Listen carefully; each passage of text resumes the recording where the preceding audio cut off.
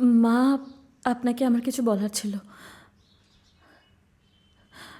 কাল রাতে আপনার ছেলে আমায় টর্চার করেছে, আর আমি জানতাম না যে। ব্যাস, আর বলতে হবে না, আমি ব্যাপারটা বুঝে গেছি। কিন্তু এরকম একটা সাধারণ ব্যাপার তুমি তোমার নিজের বরের সাথে বেডরুমেই তো মিটিয়ে নিতে পারতে। আমাকে এসব কথা বলার কোনো দরকার আছে কি? মা, এসব আপনি কি বলছেন? ও আমার গায়ে হাত তুলেছে।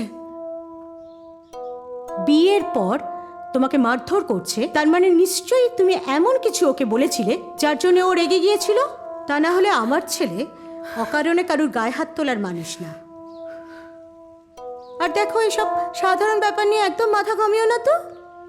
তার থেকে বরং রাত্রিবেলা একটু রান্না বান্না করো, ওকে খাওয়াও, একটু যত্ন আত্তি করো, দেখবে মাথা ঠান্ডা হয়ে যাবে ওর।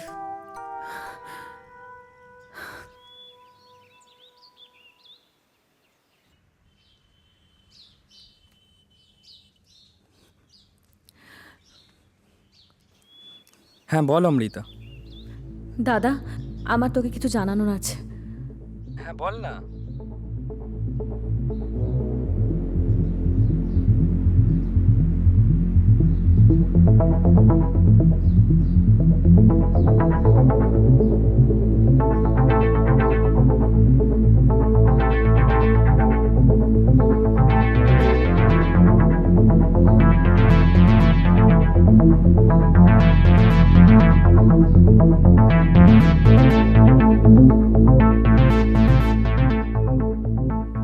দেখ, আমার মনে হয় তুই একটু বেশি ওভার রিয়াক্ট করছিস।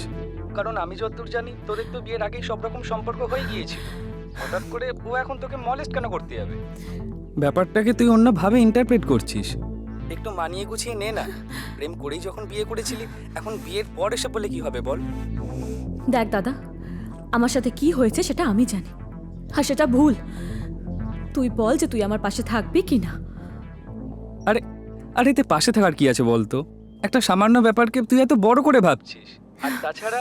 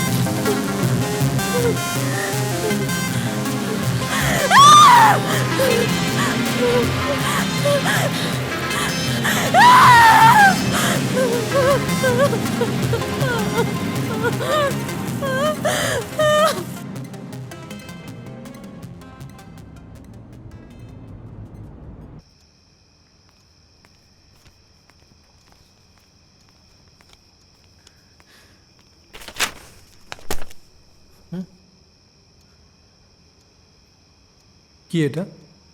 ডিভোর্স পেপার, সাইন করে দাও। তুমি কি আমার সাথে মজা করছো নাকি? প্রদ্যুৎ, তুমি খুব ভালো করে জানো যে এইসব ব্যাপার নিয়ে আমি মজা করি না। ইদার তুমি এই ডিভোর্স পেপারে সাইন করো, আর না হলে কালই আমি তোমার নামে থানায় গিয়ে ডায়েরি করব। তো কি কি লিখবি এফআইআরে? সত্যিটা, দিনের পর দিন বিয়ের পর থেকে তুমি আমাকে মলেস্ট করেছো। সত্যিটা? আচ্ছা, আমি তোর বিয়ে করা বর। তোর বর তোকে প্রত্যেকদিন রাত্রিবেলা রেপ করছে, এটা কোনো পুলিশ বিশ্বাস করবে? তারপর সেটা এফআইআরে লিখবে? হ্যাঁ, সেটা থানায় গিয়ে দেখতে পাবে। দিনের পর দিন তুমি আমাকে মেন্টালি ফিজিক্যালি টর্চার করেছো, আর তোমার ফ্যামিলির সব কথা আমি বলবো। আর তোমার বোনের সাথে তোমার মধুর সম্পর্ক। আচ্ছা, তার মানে তুই বলছিস যে আমি যদি তোর ডিভোর্স পেপারে সাইন না করি তাহলে তুই আমার পুরো ফ্যামিলিকে জেলে পাঠাবি, তাই তো? আরে তা এখন কে আছে হ্যাঁ তোর জীবনে? হ্যাঁ, আমার থেকে আরো অনেক পয়সাওয়ালা কে, যার কাছে তুই ও sorry sorry sorry, night duty দিতে যাচ্ছিস যেমন আমাকে দিতিস? তা কি নাইট ডিউটি শুরু হয়ে গেছে না? প্রদ্যুৎ, ভদ্রলোকের মতো বলছে ডিভোর্স পেপারে সাইন করে দাও। আমি ভদ্রলোক নই তো, তোর কথা অনুযায়ী আমি ভদ্রলোক নই তো, আমি তো ছোট লোক।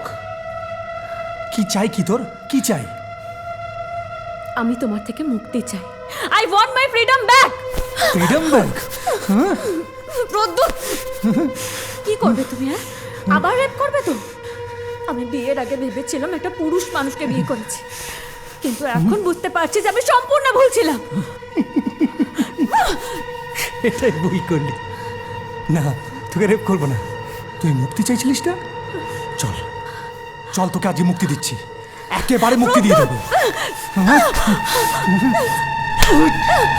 মুক্তি চাই, মুক্তি, মুক্তি চাই। মুক্তি দিয়ে দেবো, একেবারের জন্য মুক্তি দিয়ে দেবো। চল।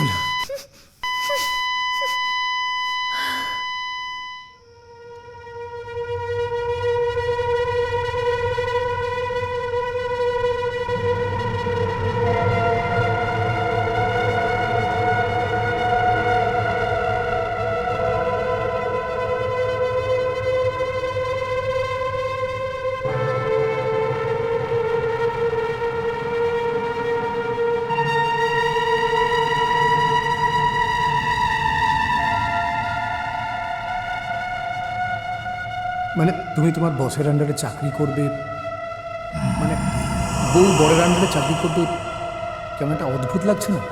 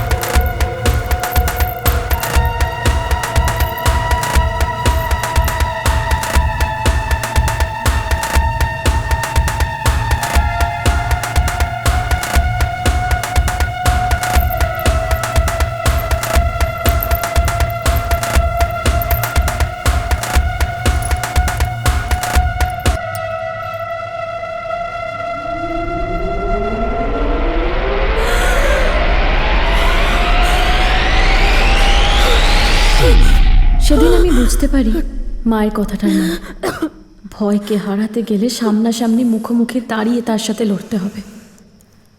আর কখনো কখনো ভালো কিছু করার জন্য খুব খারাপ কিছু করতে হবে। হ্যাঁ মা, যেটা বলছি, ও কিন্তু আর বেঁচে নেই, বডিটা ওপরে রয়েছে। এসব কি বলছিস তুই দাদা? হ্যাঁ সেটাই হয়েছে, যেটা হয়েছে সেটাই বলছি। শোন, চা করার এক্ষুনি কিন্তু করতে হবে।